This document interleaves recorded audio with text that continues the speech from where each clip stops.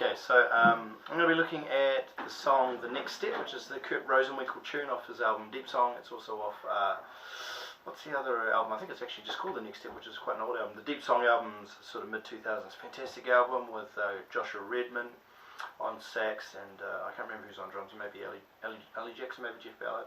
Anyway, it's a monster album, quartet album, great tunes, and this is one of my favourite tunes. And people have been asking me about how to improvise over the little solo section. There's like just an 8-bar vamp that goes around, and this is how it goes. It's like C major 7, 3, 4, E flat, major 7, G sus, 2, 3, 4, E major 7, A flat sus, back to C again, E major 7, D flat major 7, and then D major 7, G flat major 7. So it's got these kind of weird and wild and wonderful things happening with the chords. And how I would approach this first, instead of just thinking, oh, what are the scales for each of these chords, I find it hard to even think like that, because I don't really even play scalar, just think, oh, I'm just going to play a scale straight up and down, or a little pattern that I've learned or anything. I don't really think like that at all. I definitely think about the guide tones first, the 3 and the 7 of each chord. Obviously over a major 7, it's going to look something like that, very simple, just a 5th interval, right, between E and B. But you add, I'm adding the 5th and the tonic in.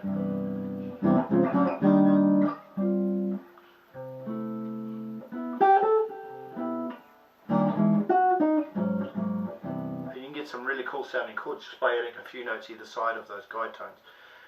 And you can do, there's lots of ways that this can be, this concept of guide tones or two notes as being the basis of your chords can also apply to things like 6/9 or to altered chords, to extensions as well. But if we just think about 3 and 7, that gives us a really good strong sense of melody throughout the chords. I'm going to do that for you now. C major 7, E flat, and over the G sus and the A flat sus, which comes later, I'm going to play the flat 7 and the 4, and that still gives us the same, or the 11, sorry, that gives us the same kind of interval. Inverted, it's just a 4th, you know. C major 7 guide tones, E flat, E, and then A flat sus, and then E again, and then D flat major 7, C major 7, now D major 7, and we're going to try and find the closest G flat major 7 guide tones there. I'm trying to do a little bit more musically now so you can kind of hear it. 3, 4.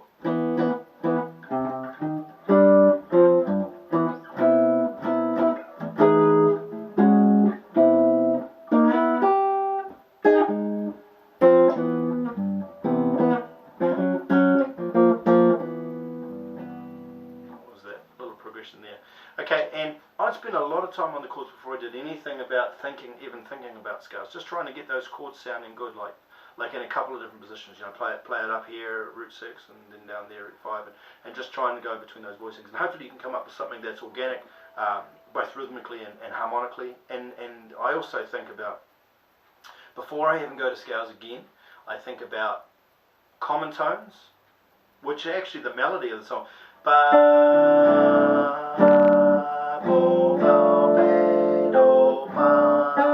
There's this nice little sort of common tone going through that whole set of 3 chords.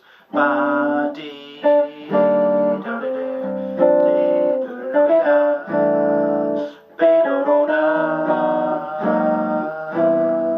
know, I'm not really even thinking about scales at all. I'm thinking about the notes that exist around a guide tone or around a common tone like that, like taking that note D. And I'm going to try a few different things with chords, just with the chords now, and just trying to improvise over each of these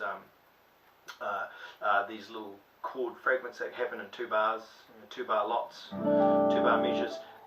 Trying to not improvise over them with notes, but more with chord ideas and common tones and near common tones, where the tone will just move a semitone or a tone either side to create hopefully stable melodic ideas, so it doesn't sound like it's all these crazy chords going all over the show. So let's try that. 3, 4.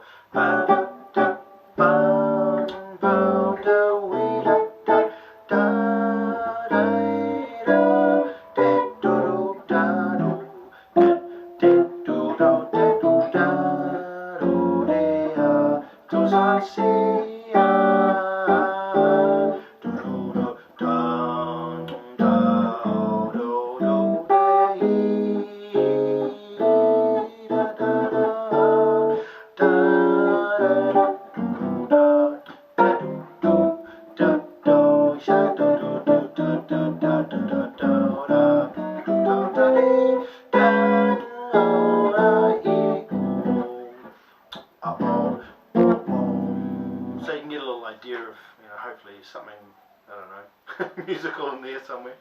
I'm just flopping around all over the show anyway. But now the next thing is that you will at some point want to learn the arpeggios for each of those chords, and you will want to learn them thoroughly, and you will want to be able to link them. But I would do this in an isolated way, so don't just go, right, I'm going to start soloing a tune.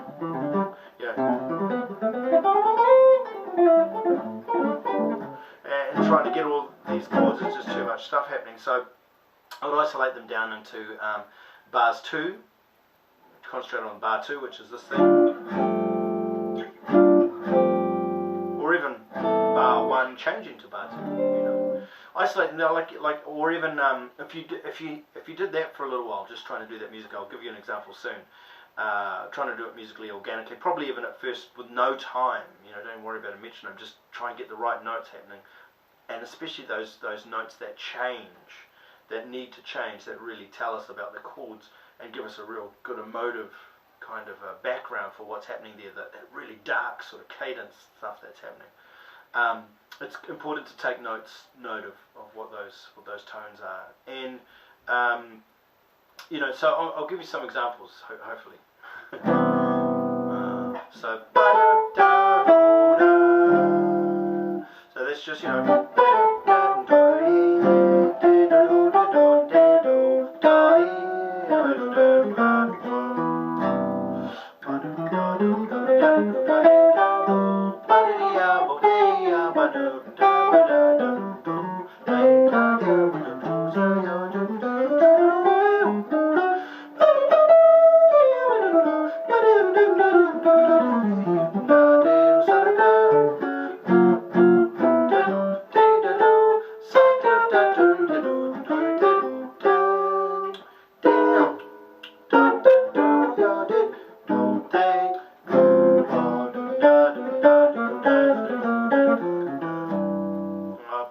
just started improvising there, but it went from showing you a proper example that might help you with a method of getting through this to just improvising over it. But I would spend time on each change, like this, 1, 2, 3, 4, just this. Just that for ages. Don't even worry about the context of the tune, or the tempo can be a lot slower than this.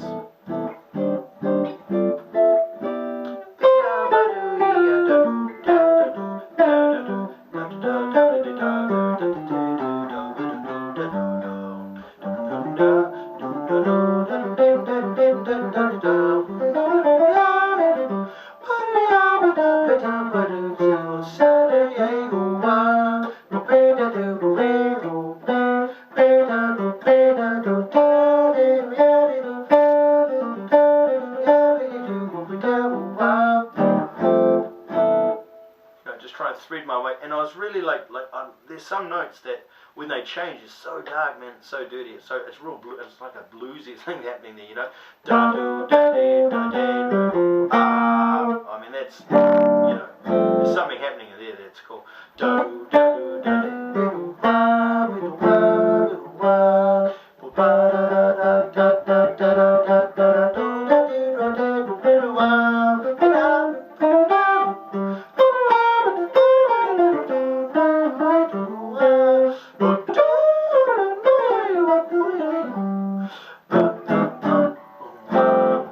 I'd spend a lot of time on each of the really difficult changes for me, which were this: C major 7 to E major 7. It's okay if you're changing from E major to C major, because it's kind of like an E major scale going to like a if you're going backwards, it's like an E major scale going to kind of like an E major going to an E minor of some kind, and that gets you those two chords. Going the other way is a pain in the bum, and Kurt probably knows this, and that may even be why he's chucked it into the song so often. So you need to spend a bit of time on that, like so. 3, 4.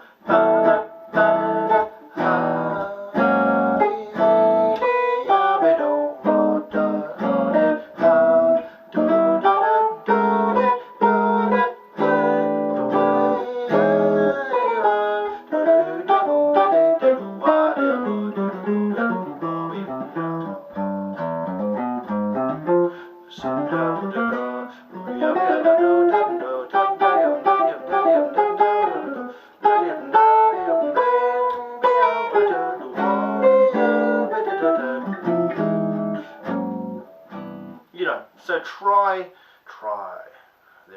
There are no. What was that about? Yeah, so try going through each of those little isolated things, and then make sure that you put them back into context. Again, tempo's not important until you get the notes right, I don't think. Then you've got to look at some rhythmic stuff. Maybe we could do a video on that. Hopefully that's helpful to those guys that asked about that. And yeah, enjoy messing around with that tune.